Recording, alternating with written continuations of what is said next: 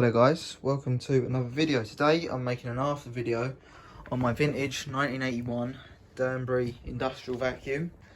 As I said in the last video, I believe this is a kerstar, but we can never be too sure. Things that give it away is obviously the hose entry port and the filter setup inside and the way the top is set out as well.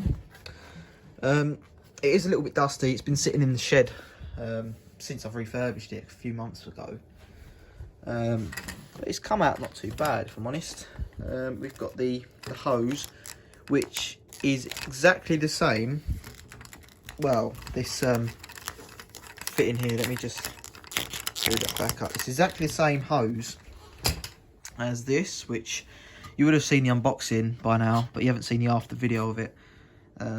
There's a little sneak peek. It's exactly the same hose end fitting as this, same type of Hyloflex hose, although that's the end on this one. It's like some weird rubber cuff, and this one's got like a more standard style pneumatic cuff, but it's 35mm, so it is a bit weird. But yeah, we've got that there. That's the hose anyway. So here's the main machine. It's not too bad. We've got the on-off switch there on the front with some little rubber cover over it. Got the clips on the side, and we've got this nice chrome top, which is still a little bit pitted, but it's okay. We've got a new rubber strain relief on there as well, and it's all just had a polish and a clean and stuff, and it's all right. So let's take it apart. Got a number engraved into the top here.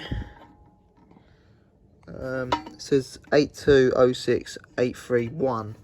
Don't know whether that's a serial number, but 82 maybe suggests the year, but it says 81 on the motor, but you know. Under here we've got one of these filters like this on that the early pneumatics had, and then obviously we've got the ratings right there, which is 81. Same motor as a HVC as well in there. Got the filter, which is similar to the one in that, although it's a different colour and the cage is slightly different, but it's a similar setup where it's got the cage kind of integrated into the rim of the filter. Yeah, that's come up nice. And then we've got the tub, a little bit rusty inside. We've got some paint flaking off, and yeah, it's just a standard and a fit in, just a Henry bag on there. Don't really use the machine a lot, so it's just got that in there really. So, you know, I've used it like probably twice or something. So yeah, we've just got that in there really. But anyway, I've got no attachments with this at all, so we're just going to be using them ones with an adapter that that's got on it as well. But anyway, what we'll do now is I'll quickly plug it in and we'll give it a quick run. So we've got the machine all plugged in now, got the tubes on. These do sound really different compared to a HVC and even an NV250. I think it's something to do with, well, I think it is to do with the way the sound resonates around inside the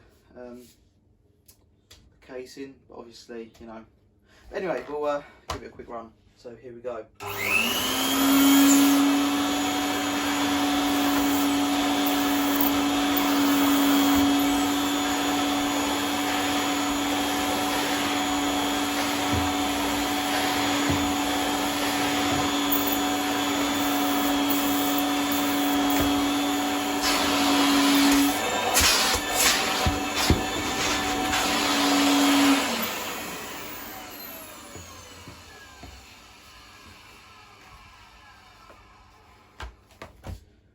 So yeah, just a quick demo of this one. I don't really like running my older machines for long,